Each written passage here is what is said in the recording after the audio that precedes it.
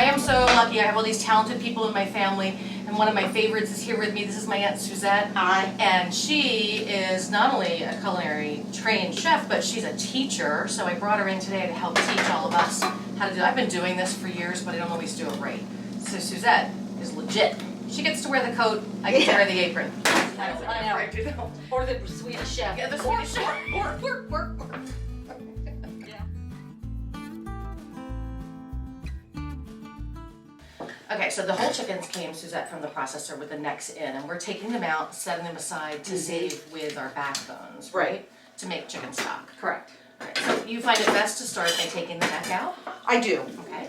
So when you break down a whole chicken, and we're going to take the breasts off and leave the carcass as whole as we can. Okay. So you just want to nick the skin between the thigh and the breast. That peels right back. It does. It peels right back. And the chicken will kind of show you where to cut it. You have a natural line of fat that runs here at the joint. If you put your fingers here and push that joint open,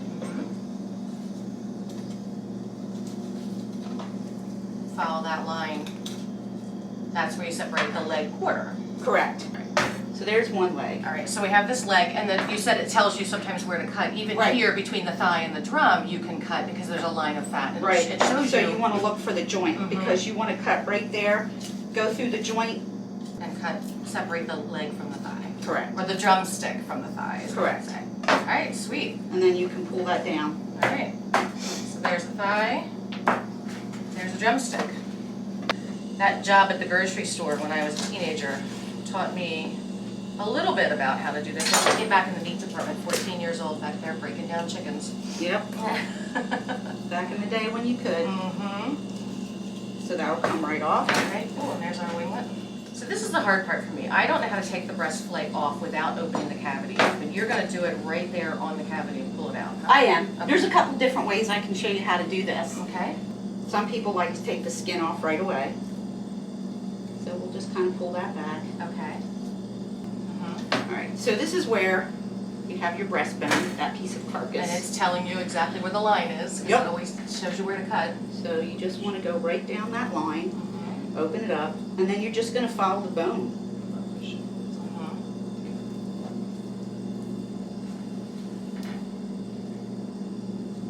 And just keep sliding right down along with it. Right down along with it. So, some people are really afraid of sharp knives, but you can actually do more harm to yourself with a dull knife than a Oh, sharp yeah. knife sometimes. So having a sharp knife is going to make this quicker and easier. So Sure. make sure we took the time this morning to sharpen everything. But I've So got you just want to shave it down along. Yeah.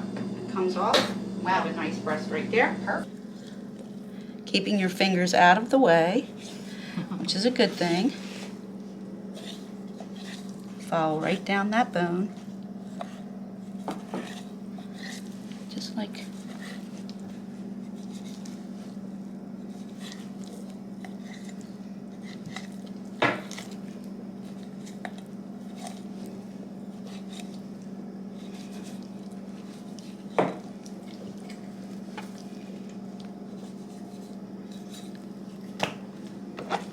Then you can go back and trim it up now or later, whichever works for you. So you just want to slide those right out of the pocket. And then you have your tendon here. Mm-hmm. And if you can get a hold of it, sometimes it's a little tricky. You just want to pull and slide.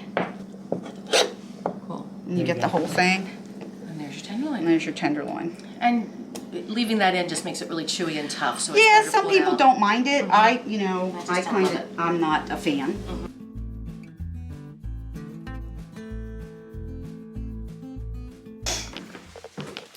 All right, so I understand prefer that. to use a knife. I know a lot of people like to use scissors when they spatchcock, but I've always learned to use a knife.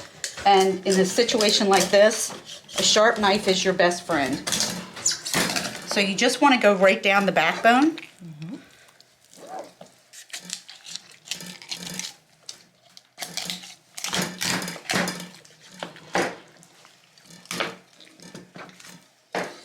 Nice. Okay, so she did that one really fast, so I just want to take some time to slow it down and take another look. You want to be very careful when you're holding on to the chicken here for two reasons. One, the knife is very sharp and you have to hold it at the top and you don't want the knife coming into your hand. Secondly, those bones inside when you break through them become very, very sharp. Both of us cut ourselves today working on it. Spatchcocking is a quick two-step process and we are almost done. Once you get the second cut through the tailbone, you want to go ahead and separate it and we'll show you the next step. It really is that simple and makes baking and roasting a lot easier. This step reminds me of giving CPR to your chicken. You got to give a good firm press. So if that doesn't release, sometimes do you find it easier just to make that little cut? You can show us where that is. I call it going through the uprights. Right. Right there. Quick little slit, and that usually releases it Just enough. just enough to... Right there. And then you have a nice, Here we go. this wing doesn't want to lay down. Quick and easy. There we go. And that'll just roast so much more evenly. Well, you have all this surface here. You know, you spread it out. When you have it whole like this, you know, the heat has to penetrate. When you lay it out here, you have all this surface for the heat. It is much more even. All right. Good stuff. Nothing makes a long day of hard work better than having your friends share it with you. This is my girlfriend, Vicky, who's learning how to break down chickens from my aunt, and so that she can take them home and take care of serving her family. Just taking my time.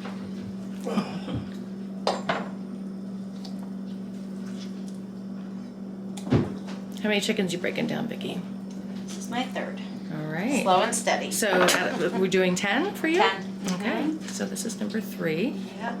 And I like to break mine down into pieces because my family eats it better this way. Yeah. So here we have your trays of, we have wings down here on the end, breast meat, deboned, and then our legs and thighs here, so you can go home and package them and separate them and get them in the freezer. That's right. And then we have Speedy over here. Love it. And here are the carcasses that we're setting aside so we can go ahead and put those in the oven, roast them up, and make some good stock. Like those jars right back there. Take that whole carcass. I'm going to put that right in here. Would you do that as well? Right in with my necks I and do, all of that? yeah. I make my stock with all of it. And I roast all of that together. I'll throw it in the oven on a big sheet pan or in my roaster with my mirepoix, your carrot, celery, and onions. And then if I know I'm going to use it for something specific, I'll put a lot of herbs in and roast those along with it. Well, big thanks to Aunt Suzette for her help today, and thank you for joining us. I hope that you learned a lot today. If there's something that I missed and you have a question, leave me a comment. I'd be happy to respond to you. And if you liked the video, please like it and subscribe to my channel so you can come back and find more tips with upcoming videos. Join us for the next one. We're making some stock.